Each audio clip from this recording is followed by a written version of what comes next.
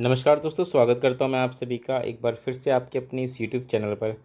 आज की वीडियो में दोस्तों हम बात करने वाले हैं इमरजेंसी के बारे में। 1975 में जो इमरजेंसी लगाई गई थी उसके बारे में आज हम डिटेल में जानने की कोशिश करेंगे। और इसको कहा जाता है कि एक तरीके से जो वर्स्ट फेज़ जो इंडियन डेमोक्रेसी का रहा है वो इमरजेंसी का ही पीरियड रहा है। उस वक्त इंदिरा गांधी की सरकार थी और कुछ कारणों की वजह से इमरजेंसी लगाई गई थी। तो आज की इस वीडियो में हम ये सारी बातें जानने की कोशिश करेंगे कि आखिर क्यों इमरजेंसी लगाई गई थी, वो क्या कारण थे जिसकी वजह से इमरजेंसी लगाई गई थी, क्या इमरजेंसी लगाना बहुत ज़रूरी था, ये कुछ पॉलिटिकल बेनिफिट के लिए सिर्फ इस इमरजेंसी को लगाया गया था।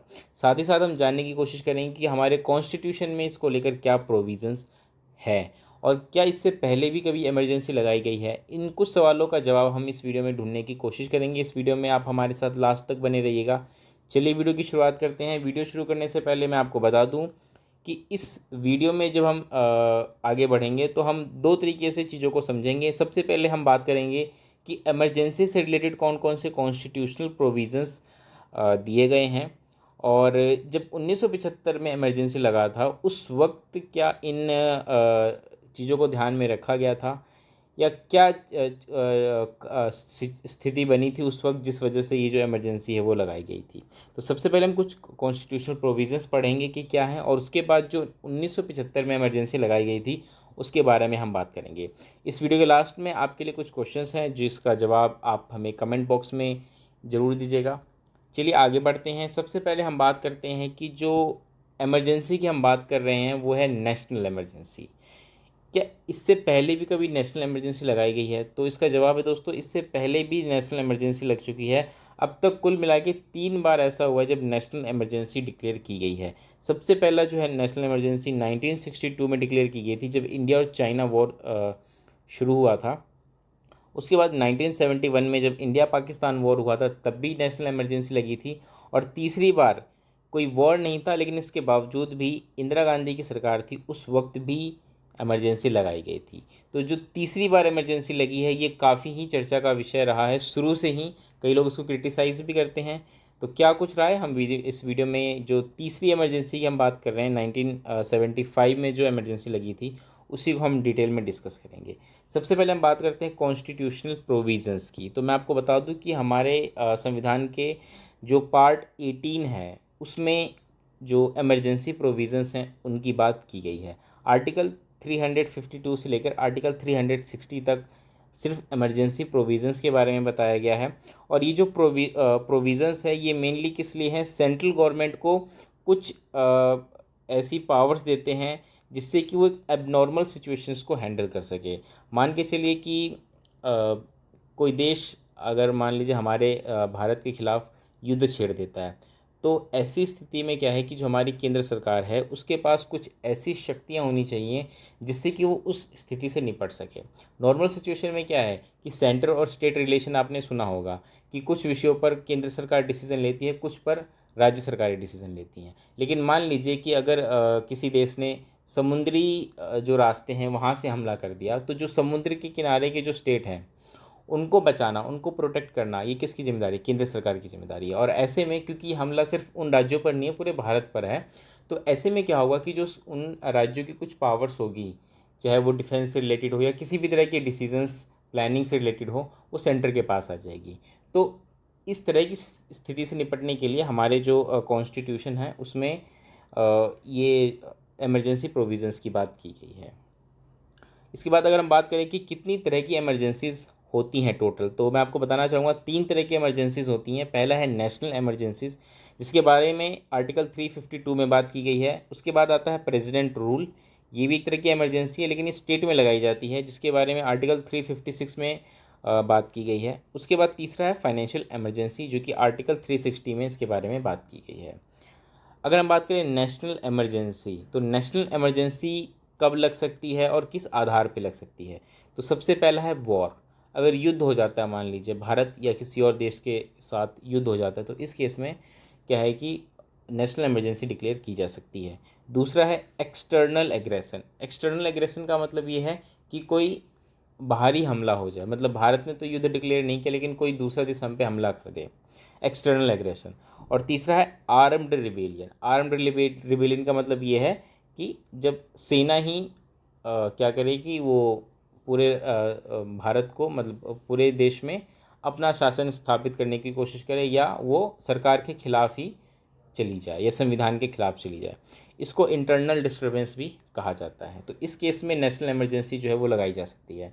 वहीं अगर हम बात करें प्रेसिडेंट रूल की, प्रेसिडेंट रूल अगर हम बात करें तो ये स्टेट में लगाई जाती है। ये स्टेट में कब लगाई जाती है? ये स्टेट में तब लगाई जाती है कि स्टेट में अगर कॉन्स्टिट्यूशनल मशीनरी फेल हो जाए। जैसे कि आर्टिकल 356 में भी कहा गया है कि in case of failure of constitutional machinery जो प्रेसिडेंट रूल है वो लगाया जा सकता है। ठीक है। दूसरा या फिर जो कि बहुत ज़्यादा कंट्रोवर्शियल भी है जो मैं बता रहा हूँ आपको, आर्टिकल 365। इसमें क्या है कि अगर कोई स्टेट सेंटर के डायरेक्शंस को फॉलो नहीं करता, अगर कोई स्टेट सेंटर के डायरेक्शंस को फॉलो नहीं कर रहा तो उसको भी माना जाता है कि वो भी एक कॉन्स्टिट्यूशनल फेलियर है। और इस बिहाफ पर भी क्या है कि प्रेसिडेंट रूल उस स्टेट में लगाया जाता है।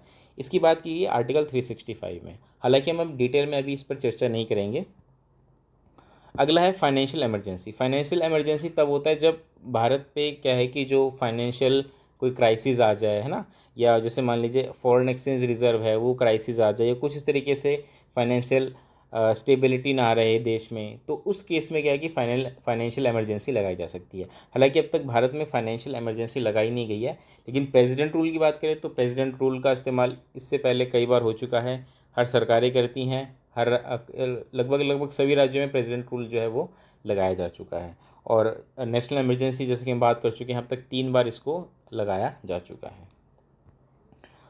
अब हम बात करते हैं कि नेशनल इमरजेंसी है वो कैसे लगाई जाती है। अब ऐसा तो नहीं है कि कोई देश मान लीजिए भारत पे हमला कर दे या भारत और किसी और देश का युद्ध हो जाए तो भाई सिर्फ प्रधानमंत्री आए और भाषण दे दे कि भाई या सीधा देश को संबोधित करे और कहे कि आज से वो नेशनल इमरजेंसी लग गई। तो ऐसा नहीं होता, इसका एक प्रोसीजर होता है जो कि कॉन्स्टिट्यूशन में मेंशन किया गया है। तो सबसे पहले हम बात करें कि जो नेशनल इमरजेंसी है वो केवल और केवल जो रिटन एडवाइस होती है, जो कैबिनेट, यूनियन कैबिनेट, केंद्र सरकार की जो कैबिनेट होती है, उनकी रिटन एडवाइस पर ही नेशनल इमरजेंसी जो है वो लगाई जा सकती है। और जो रिटन एडवाइस वाली बात है ये भी 44th कॉन्स्टिट्यूशनल अमेंडमेंट किया गया था 1978 में। यानी कि जो 1975 में जो इमरजेंसी लगी थी उसके बाद 1978 में 44th कॉन्स्टिट्यूशनल अमेंडमेंट एक्ट लाया गया था और उसके तहत ये प्रोविज़न किया गया था कि रिटन एडवाइस होगी जो यूनियन कैबिनेट है उसकी। ऐसा इसलिए है क्योंकि जब इंदिरा गांधी ने ये president rule sorry national emergency लगाई थी उस वक्त उन्होंने रिटन में प्रेसिडेंट को नहीं कहा था, ऐसे ही ओरली कहा था। और ऐसा हो भी सकता था क्योंकि उस वक्त रिटन प्रोविज़न, रिटन मेंशन नहीं था कॉन्स्टिट्यूशन में कि रिटन में कहा जाएगा।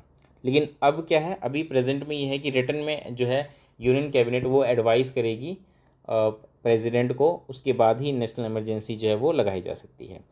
दूसरी चीज़ ये है कि जैसे ही अगर मान लीजिए नेशनल इमरजेंसी प्रेसिडेंट अनाउंस करते हैं कि भाई नेशनल इमरजेंसी डिक्लेयर की जा रही है, उसके 30 दिन के अंदर जो पार्लियामेंट है हमारी, लोकसभा और राज्यसभा दोनों में क्या है कि स्पेशल मेजोरिटी के साथ जो ये नेशनल इमरजेंसी है ये अप्रूव करवानी पड़ती है। और वो भी स्पेशल मेजोरिटी। स्पेशल मेजोरिटी आपको पता होगा, पहले सिंपल मेजोरिटी थी लेकिन अब क्या कर दिया इन्होंने, स्पेशल मेजोरिटी, वो भी 30 दिन के अंदर। पहले ये 60 डेज़ का पीरियड था लेकिन 44th कॉन्स्टिट्यूशनल अमेंडमेंट एक्ट के बाद क्या कर दिया, 30 डेज़ की। 30 डेज़ के अंदर अंदर जैसे ही नेशनल इमरजेंसी डिक्लेयर होगी 30 डेज़ के अंदर अंदर ही ये जो है अप्रूव करना पड़ेगा पार्लियामेंट को। और तीसरी चीज़ ये भी आई कि जो मिनर्वा मिल्स केस था 1980, उसके बाद ये भी कह दिया गया कि जो नेशनल इमरजेंसी है ये भी जुडिशियल रिव्यू के अंडर में आ सकती है। यानी कि जो हमारी कोर्ट है, सुप्रीम कोर्ट, वो देख सकती है कि जो नेशनल इमरजेंसी लगाई गई वो कहाँ तक सही है और कहाँ तक गलत है। मतलब जुडिशियल रिव्यू की पावर इस मैटर पर भी सुप्रीम कोर्ट को दी गई है। वहीं अगर हम बात करें कि नेशनल इमरजेंसी कैसे प्रोक्लेम्ड होती है, अभी हम बात कर रहे थे, इसमें अगला पॉइंट ये है कि जैसे ही नेशनल इमरजेंसी मान लीजिए पार्लियामेंट ने भी अप्रूव कर दिया, तो अप्रूव कर दिया तो इसका मतलब ये नहीं कि अब वो हमेशा के लिए अप्रूव ही हो गया। हर 6 मंथ पे उसको रिन्यू भी करना पड़ेगा। एवरी 6 मंथ क्या होगा, पार्लियामेंट फिर से उसको अप्रूव करेगी।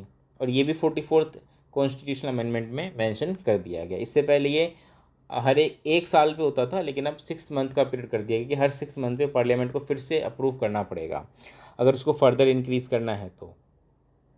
इसके अलावा ये कितने साल के लिए भी कंटिन्यू किया जा सकता है, इसके लिए कोई टाइम बाउंडेशन नहीं कि 1 साल के लिए ही नेशनल इमरजेंसी लगाई जा सकती है, 2 साल के लिए, 3 साल के लिए, नहीं। 6 मंथ तक उसको रिन्यू किया, हर 6 मंथ पे उसको रिन्यू कर देगी पार्लियामेंट, और कंटिन्यूसली इनडेफिनेट पीरियड के लिए वो कभी मतलब कितने भी समय तक के लिए नेशनल इमरजेंसी डिक्लेयर की जा सकती है। वहीं अगर हम बात करें रेवोकेशन की, उसको हटाया कैसे जा सकता है, तो हटाने के लिए कोई ज़्यादा इसमें हार्ड एंड फास्ट रूल नहीं है। प्रेसिडेंट किसी भी समय जो नेशनल इमरजेंसी है उसको रिवोक कर सकते हैं। इसके अलावा इसमें सिर्फ लोकसभा को सिंपल मेजोरिटी के साथ जो है वो रिवोकेशन का जो बिल है वो पास करना पड़ेगा, सिंपल मेजोरिटी, इसके लिए कोई स्पेशल मेजोरिटी की ज़रूरत नहीं है। तो आपने देखा कि किस तरीके से नेशनल इमरजेंसी जो है डिक्लेयर करना वो अब प्रेजेंट में क्या है, मुश्किल हो चुका है, और हटाना जो है वो बहुत ही आसान है। अब हम बात करते हैं कि जब नेशनल इमरजेंसी देश में लग जाती है तो उस दौरान क्या चेंजेस होते हैं। सबसे पहला ये होता है कि सेंट्रल स्टेट का जो रिलेशन होता है वो चेंज हो जाता है, और वो यूनिटरी नेचर में हो जाता है। आपको पता होगा कि सेंट्रल स्टेट का जो रिलेशन है वो एक फेडरल रिलेशन है, यानी कि सेंट्रल और स्टेट के बीच क्या है कि कुछ शक्तियाँ बांट दी गई हैं, पावर्स का जो है वो डिवीज़न है। लेकिन जैसे ही नेशनल इमरजेंसी डिक्लेयर होती है, जो स्ट्रक्चर है ये यूनिटरी हो जाता है। यूनिटरी होने का मतलब ये है कि पावर्स मेनली किसके पास चली जाती हैं, सेंट्रल गवर्नमेंट के पास चली जाती हैं। वही हम बात करें फंडामेंटल राइट्स की, तो जो फंडामेंटल राइट्स जो हमारे आर्टिकल 19 में मेंशन है वो सारे सस्पेंड हो जाते हैं।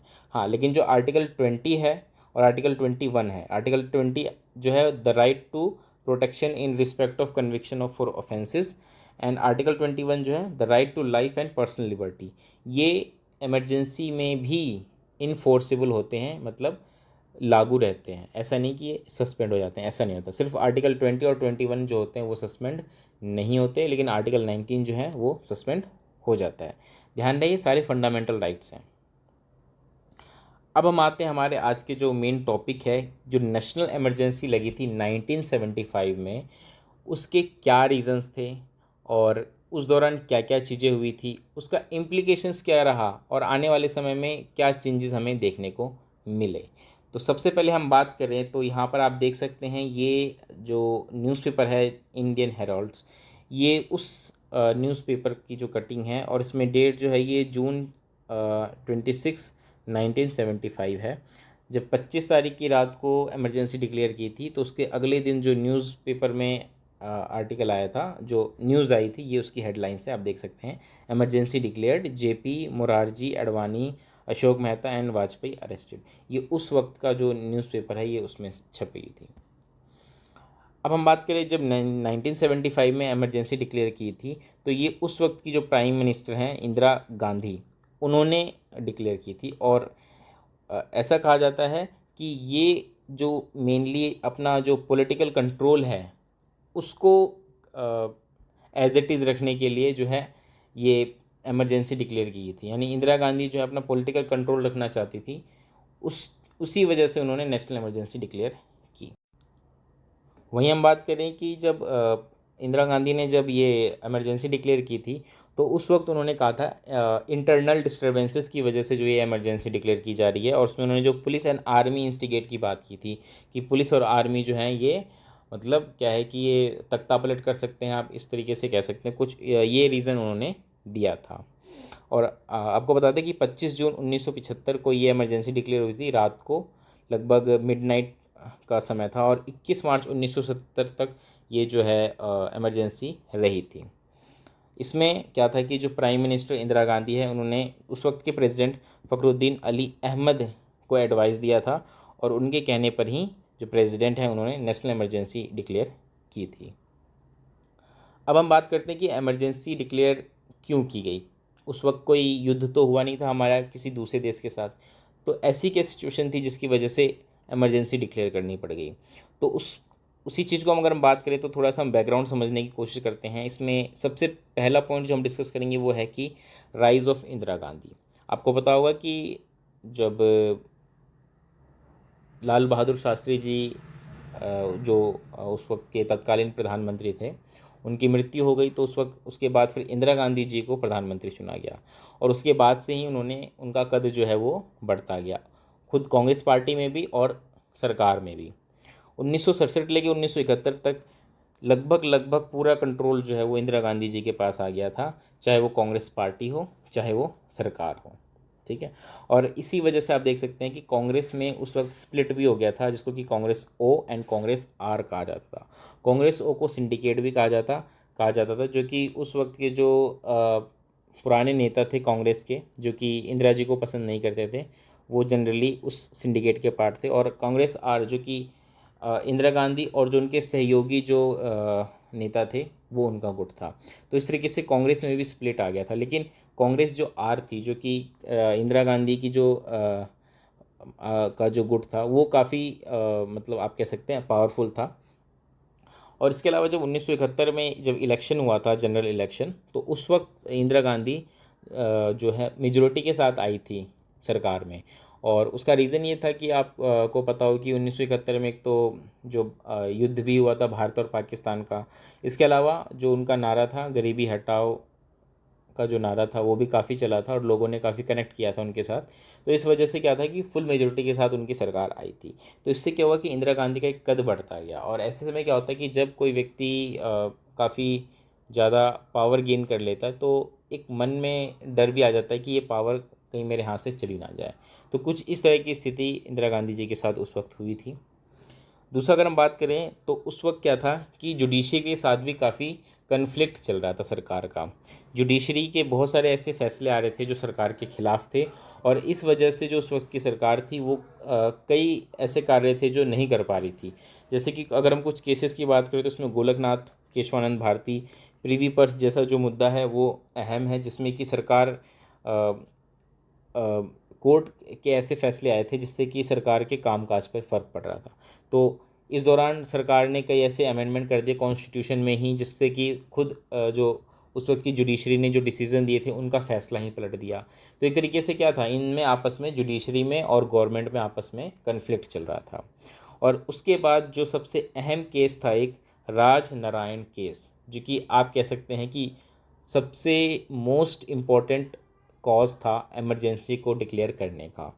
राजनारायण केस ये था कि जब 1971 में जनरल इलेक्शन हुए थे, तो उस वक्त राजनारायण जो थे वो इंदिरा गांधी से हार गए थे, और उन्होंने कोर्ट में केस कर दिया था कि जो इलेक्शन है उसमें धांधली की गई है, और ये जो जीत है इंदिरा जी की वो फर्जी है। इस आधार पे उन्होंने कोर्ट में केस कर दिया था, और इलाहाबाद कोर्ट ने उस वक्त राजनारायण के फेवर में डिसीज़न दिया था। और जो 1971 में जो इलेक्शन हुए थे उसमें उन्होंने ये बात कही थी कि उस वक्त इलेक्शन में कुछ धांधली हुई थी, और इसी के साथ इंदिरा गांधी जी को डिस्क्वालीफाई कर दिया गया था, और 6 साल के लिए जो वो लोकसभा का चुनाव नहीं लड़ सकती थी, मेंबर उनका नहीं बन सकती थी। और आपको पता हो कि इलेक्शन जैसे कि ये फैसला आया था 1975 के आसपास आया था, और अगले साल ही क्या था उसमें इलेक्शन भी था, 1976 में भी इलेक्शन था, और उससे 1 साल पहले ही ये फैसला आ गया था। तो इस वजह से भी क्या था कि अब इंदिरा गांधी जी डिस्क्वालीफाई हो गई थी और अगला चुनाव वो नहीं लड़ सकती थी। तो ये भी एक रीज़न बताया जाता है। अगला है पॉलिटिकल अनरेस्ट। उस समय का जो वो जो दौर था, वो जो समय था, वो कुछ ऐसा था कि उस वक्त बहुत सारे पॉलिटिकल मूवमेंट भी चल रहे थे, जैसे कि नवनिर्माण मूवमेंट गुजरात में एक स्टूडेंट मूवमेंट था, बिहार मूवमेंट ये भी एक स्टूडेंट मूवमेंट था, जो कि उस वक्त की बिहार गवर्नमेंट में जो करप्शन था उसको लेकर था। लेकिन जब जेपी नारायण, जो कि जयप्रकाश नारायण का पूरा नाम है, जब वो इससे जुड़े तो ये एक बहुत बड़े स्तर पे एक आंदोलन उभरा, और उन्होंने जो बात कही थी टोटल रेवोल्यूशन, उन्होंने इस आंदोलन को नाम दिया था। संपूर्ण आंदोलन की बात उन्होंने की थी, संपूर्ण क्रांति की। और आपको पता होगा कि इसमें जो कुछ नेता जैसे कि लालू प्रसाद यादव जी या नीतीश कुमार, जो आज के ये नेता हैं, ये उस वक्त के छात्र नेता थे जो कि इस मूवमेंट से जुड़े थे।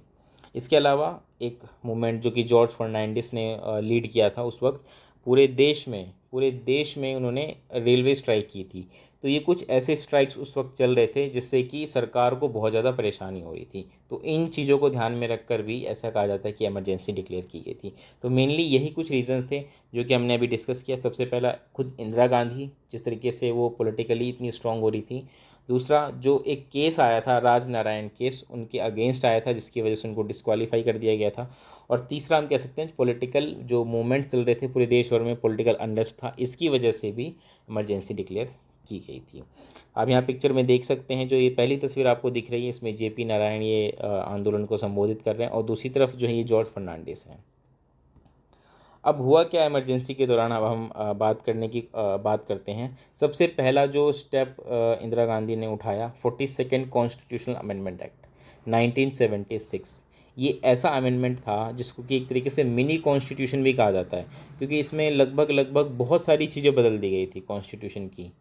इतने बड़े लेवल पे कॉन्स्टिट्यूशन में बदलाव किया गया था कि इसको मिनी कॉन्स्टिट्यूशन भी कहा जाता है। इसके साथ साथ बहुत सारे ऑर्डिनेंसेस पास कर दिए गए उस दौरान। तो ये इमरजेंसी के दौरान ये सारी चीज़ें हुई थी। इसके अलावा एक जो सबसे इम्पोर्टेंट घटना जो उस वक्त घटी थी, वो था जुडिशरी सबवर्ट। आपको पता है, जैसा मैं आपको बता भी दूं कि सुप्रीम कोर्ट में क्या है कि उनका एक ट्रेडिशन, एक कस्टम चला आ रहा है कि सुप्रीम कोर्ट में क्या होता है कि जो सीनियर मोस्ट जज होते हैं वही CJI बनते हैं, यानी कि चीफ जस्टिस ऑफ इंडिया बनते हैं। जो सीनियर मोस्ट सुप्रीम कोर्ट के जज होते हैं उनको चीफ जस्टिस बनाया जाता है। लेकिन उस वक्त क्या हुआ, जब नेशनल इमरजेंसी लगी हुई थी, तो जो AN रॉय थे उनको CJI नियुक्त कर दिया गया, और उनसे आगे 3 सीनियर जज ऑलरेडी थे। हालांकि उनका नंबर तो चौथे पे थे वो, लेकिन उन सबको सबवर्ट करते हुए जो AN रॉय थे उनको उन्होंने नियुक्त कर दिया CJI, chief justice of India. और आपको मैं ये भी बता दूं कि जो केशवानंद भारती का जो जजमेंट आया था, वो कहा जाता है कि 6-7 से वो जजमेंट केशवानंद भारती के फेवर में आया था। और उस 6-7 में 6 अपोजिशन में थे, 7 फेवर में थे केशवानंद के। मतलब आप कह सकते हैं गवर्नमेंट के अगेंस्ट थे 6, और जो 7 थे वो अ, उनके फेवर में थे, केशवानंद के। तो सॉरी, 6 थे गवर्नमेंट के फेवर में, 7 जो थे वो उनके अगेंस्ट थे। तो इसमें मैं बता दूं, जो AN रॉय थे वो उन 6 में से ही थे जो कि गवर्नमेंट के फेवर में थे। और आप जो 3 सीनियर मोस्ट जज थे वो उस 7 जो जजेस थे उनमें से एक थे। तो इस तरीके से आप देख सकते हैं कि किस तरीके से बाकी जजेस को सबवर्ट करके जो AN रॉय थे उनको उस वक्त जो है CJI बना दिया गया। तो इंदिरा गांधी के इस फैसले को बहुत ही ज़्यादा क्रिटिसाइज़ भी किया गया था। इसके अलावा उस वक्त की जितने भी पॉलिटिकल लीडर्स थे सबको अरेस्ट कर दिया गया। और सबसे बड़ी जो बात इसमें हुई थी, जो दिल्ली है उसमें जो स्लम्स ड्वेलर्स थे उनका डिमोलिशन, बहुत सारी डिमोलिशंस उस वक्त के किए थे। जैसे मैं आपको ये आंकड़े दिखाने चाहूँगा, लगभग 7 लाख लोगों को डिस्प्लेस कर दिया गया था दिल्ली में ही, केवल डिमोलिशन की वजह से। और इसमें आप देख सकते हैं, यहाँ पे एक टेबल है जिसमें कि DDA, MCD और NDMC इन्होंने कितने डिमोलिशंस उस वक्त किए थे। तो इमरजेंसी से पहले का अगर आप देखेंगे और इमरजेंसी के बाद का देखेंगे तो कितना अंतर है। अगर हम टोटल बात करें तो टोटल जो डिमोलिशन हुए थे इमरजेंसी से पहले वो लगभग 1800 के आसपास से, 1973 से अगर हम बात करें 1975 के बीच, तो लगभग 1800 थे। लेकिन 1975 से जो इमरजेंसी लगी थी उसके बाद की अगर हम बात करें तो लगभग 1,50,000 डिमोलिशन दिल्ली में किए गए थे। तो ये बहुत बड़े लेवल पे डिमोलिशन उस वक्त किया गया था। इसके अलावा हम बात करें तो टॉर्चर ऑफ पॉलिटिकल डिटेनीज, जिनको डिटेन किया गया था उनको टॉर्चर किया जा रहा था कई तरीक़ों से। इसके अलावा प्रेस सेंसरशिप, यानी कि जो प्रेस की आज़ादी थी वो छीन ली गई थी। प्रेस केवल वही चीज़ें छाप सकती थी जो सरकार चाहती थी, इसके अलावा वो और कुछ नहीं छाप सकते थे अपनी तरफ से। सरकार की आलोचना वो नहीं कर सकते थे। जो भी उनको कुछ कहना होता था पहले सरकार से परमिशन लेनी पड़ती थी, उसके बाद ही वो कुछ छाप सकते थे। इसके अलावा जितने भी फंडामेंटल राइट्स थे वो सारे सस्पेंड कर दिए गए, सारे, यहाँ तक कि आर्टिकल 20 एंड 21 भी सस्पेंड हो गया था उस वक्त तक। इसके अलावा फोर्स्ड स्टेरिलाइजेशन कैंपेन चलाया गया था। खासकर जो ये इंदिरा गांधी के जो बेटे हैं संजय गांधी, ये उन्होंने इसका नेतृत्व किया था। फोर्स स्टेरिलाइजेशन यानी कि ज़बरदस्ती नसबंदी कर दी जाती थी। हालांकि ये कहा गया था कि जो देश की जनसंख्या है उसको कंट्रोल करने के लिए ऐसा किया जा रहा है। ये एक स्टेप आप कह सकते हैं कि ये एक अच्छा स्टेप भी है कि नसबंदी जो होती है, स्टेरिलाइजेशन होती है, उसके द्वारा पॉपुलेशन को कंट्रोल किया जा सकता है। लेकिन दिक्कत क्या थी कि फोर्स्ड स्टेरिलाइजेशन किया जा था, ज़बरदस्ती किया जा रहा था। जो नहीं करवाना चाह रहा था उसको पकड़ पकड़ के कर दिया जा रहा था। और कई बार तो ऐसी घटनाएं भी आई थी कि आंकड़े ज़्यादा दिखाने के लिए जो बुजुर्ग लोग थे उनका भी कर दिया जा रहा था फोर्स्ड स्टेरिलाइजेशन। तो इस तरीके से लोगों में इस चीज़ को लेकर काफ़ी गुस्सा भी आ गया था। अब मैं तस्वीर में भी देख सकते हैं कि ये जो पहली तस्वीर है, ये जो लक्ष्मण है आर के लक्ष्मण, आपने नाम सुना होगा, बहुत बड़े कार्टूनिस्ट हैं। ये उनकी कार्टून है जिसमें कि दिखाया गया किस तरीके से जो प्रेस की आज़ादी थी उसको ख़त्म कर दी गई। दूसरी तस्वीर में ये जॉर्ज फर्नांडिस हैं जिनको कि अरेस्ट कर लिया गया है इमरजेंसी के दौरान। तो ये सब कुछ आपने देखा कि किस तरीके से इमरजेंसी के दौरान क्या क्या चीज़ें हुई थी। अब हम बात करते हैं कि इमरजेंसी कैसे हटाई गई। तो इमरजेंसी जो है वो 21 मार्च 1977 को हटा दी गई थी, और ये भी इस वजह से क्योंकि उस वक्त की जो सरकार थी उनके ऊपर इंटरनेशनल और नेशनल प्रेशर दोनों ही था। तो उस वजह से जो है ये नेशनल इमरजेंसी हटाई गई थी।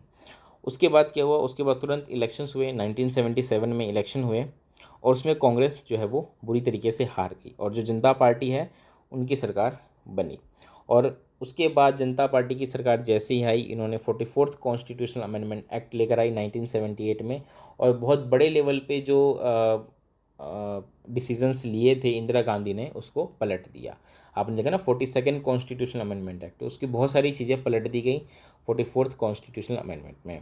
इसके अलावा एक शाह कमीशन बनाई गई जिसका काम ये था कि वो ये इंक्वायरी करने के लिए बनाई गई थी कि जो इमरजेंसी लगाई गई थी उस समय की क्या कंडीशंस थी, क्या सिचुएशंस थी, क्या कॉजेज़ थे, क्या एक्शंस लिए गए थे, और वो कहाँ तक सही थे कहाँ तक गलत थे। इन सब की इंक्वायरी के लिए शाह कमीशन जो है वो बनाई गई थी। और सबसे सरप्राइजिंग चीज़ ये है कि शाह कमीशन ने जो रिपोर्ट दी थी उसमें उन्होंने कहा था कि कोई भी ऐसा एक क्रेडिबल रीजंस नहीं है जिसकी वजह से इमरजेंसी लगाई जानी चाहिए थी। तो आप देख सकते हैं ये बातें शाह कमीशन ने कही थी।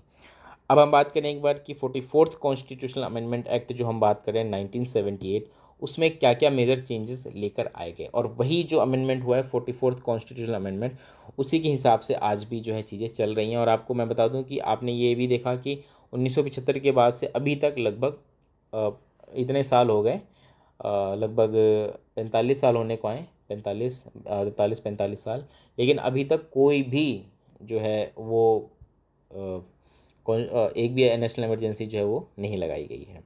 तो 44th कॉन्स्टिट्यूशनल अमेंडमेंट की अगर हम बात करें तो इसमें सबसे पहली चीज़ ये कर दी गई कि रिटन एडवाइस की बात इसमें की गई। जो कैबिनेट है वो रिटन एडवाइस देगी, वो भी प्राइम मिनिस्टर अकेला नहीं कि अकेला ही चला जाए या अकेला ही रिटन एडवाइस दे दे, नहीं। कैबिनेट पूरे जो कैबिनेट है उनकी वो अप्रूव करेगी, वो रिटर्न में देगी, रिटर्न में एडवाइस करेगी प्रेसिडेंट को, तभी नेशनल इमरजेंसी लगाई जा सकती है। इसके अलावा जो इंटरनल डिस्टर्बेंसेस की जो बात थी जिसके आधार पे प्राइम मिनिस्टर ने जो है वो नेशनल इमरजेंसी लगाई थी, वो बहुत ही वेग सी डेफिनेशन थी, कुछ क्लियर नहीं था। इसको क्लियरली मेंशन कर दिया गया कि आर्म्ड रिबेलियन जो होगा उसी को इंटरनल डिस्टर्बेंसेस माना जाएगा और उसी केस में नेशनल इमरजेंसी जो है वो लगाई जा सकती है। इसके अलावा जो सिंपल मेजोरिटी वाली बात थी इससे पहले, उसको स्पेशल मेजोरिटी कर दिया गया कि जैसे ही अगर नेशनल इमरजेंसी डिक्लेयर होती है तो पार्लियामेंट में स्पेशल मेजोरिटी के साथ जो है वो जो बिल होगा नेशनल इमरजेंसी का वो पास करवाना पड़ेगा। इसके अलावा इससे पहले एक साल में क्या था कि रिन्यू किया जाता था, नेशनल इमरजेंसी एक साल के लिए होती थी, लेकिन अब 6 महीने तक, मतलब हर 6 महीने पे पार्लियामेंट को दोबारा से जो है ये पास करना पड़ेगा कि नेशनल इमरजेंसी आगे कंटिन्यू करनी है या नहीं, मतलब रिन्यू करना पड़ेगा एक तरीके से। इसके अलावा जो 60 डेज़ यानी कि 60 डेज़ का टाइम पहले था पार्लियामेंट के पास कि नेशनल इमरजेंसी डिक्लेयर होने के 60 दिन के अंदर वो कर सकती थी, जिसको कि घटा करके 30 दिन कर दिया गया। इसके अलावा दोस्तों आर्टिकल 19 जो हैं वो सिर्फ और सिर्फ वॉर हो गया, एक्सटर्नल एग्रेशन हो गया, सिर्फ इसी केस में जो है उसको सस्पेंड किया जा सकता है। इसके अलावा आर्टिकल 21 जो है वो सस्पेंड किया ही नहीं जा सकता, किसी भी तरह की नेशनल इमरजेंसी हो, चाहे वो एक्सटर्नल एग्रेशन हो, चाहे वो वॉर हो, चाहे वो आर्म्ड रिबेलियन हो, किसी भी तरह का हो, लेकिन आर्टिकल 21 जो है वो किसी भी केस में सस्पेंड नहीं होगा। ये सारी बातें 44th कॉन्स्टिट्यूशनल अमेंडमेंट में कही गई थी। तो दोस्तों अब समय आ गया है आपके लिए कुछ क्वेश्चंस हैं जिसका जवाब आपको मुझे कमेंट बॉक्स में देना है। सबसे पहला क्वेश्चन ये है आपके लिए कि after the general election of 1977 who became the prime minister of India. अगला क्वेश्चन ये है who was the president of India during the emergency of 1975। यानी कि पहला प्रश्न आपके लिए ये है कि 1977 के जनरल इलेक्शन के बाद प्राइम मिनिस्टर कौन बने भारत के, और दूसरा प्रश्न ये है कि जब इमरजेंसी डिक्लेयर की गई उस वक्त 1975 में उस वक्त प्रेसिडेंट कौन थे। तो ये दोनों प्रश्न आपके लिए हैं। अगर आपने ये वीडियो पूरी देखी और आपने इस वीडियो को अच्छे से समझ लिया है तो आप इन दोनों प्रश्नों के जवाब आसानी से दे सकते हैं। उम्मीद करता हूं दोस्तों आपको जो मैंने ये टॉपिक था नेक्स्ट जो इमरजेंसी थी 1975 की, उसको मैंने समझाने की कोशिश की और आपको चीज़ समझ में भी आई। अगर आपको ये वीडियो अच्छी लगी तो लाइक ज़रूर करिएगा, और चैनल पर नए हैं, पहली बार हमारी वीडियो देख रहे हैं तो चैनल को सब्सक्राइब कर लीजिएगा। इसी के साथ इस वीडियो को अपने दोस्तों तक शेयर करना मत भूलिएगा। मिलेंगे दोस्तों हम अगली वीडियो में। इस वीडियो में इतना ही। नमस्कार।